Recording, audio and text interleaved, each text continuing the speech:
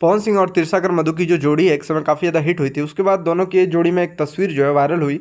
उसके बाद एक सवाल आया कि आखिरकार दोनों की जोड़ी में गाना कब आएगा, क्योंकि सबको लगा कि जो तस्वीर है वो गाना का है, लेकिन इस तस्वीर के पीछे क्या सच है आप लोग को बताएंगे। उससे पहले बताते हैं कि पवन सिंह और तिरसाकर मधु का एक गाना आया था, दुगो रखले बानी, जो गाना काफ़ी ज़्यादा हिट हुआ, लोगों ने बहुत ज़्यादा पसंद किया। उसके बाद गाना आया सर्कल जाता ओढ़निया बदनिया से, वो भी गाना बहुत ही ज़्यादा हिट हुआ। उसके बाद दोनों की जो जोड़ी है वैसे स्टेज शो से हिट हो गई थी। स्टेज मधु जो है, तिरसाकर मधु जो है, पवन सिंह के स्टेज शो से ही काफ़ी ज़्यादा पॉपुलर हो गई थी। उसके बाद इस जोड़ी में गाने भी आए और अब बारी है इस जोड़ी को जब लोग फिर से देखना चाह रहे हैं, तो क्योंकि तस्वीर जैसे वायरल हुआ तो एक सवाल था कि आखिरकार कब गाना आ रहा है दोनों के बीच, जो है यानी दोनों के साथ है, कब गाना आ रहा है, दोनों एक साथ कब देखने को मिलेंगे फिर से।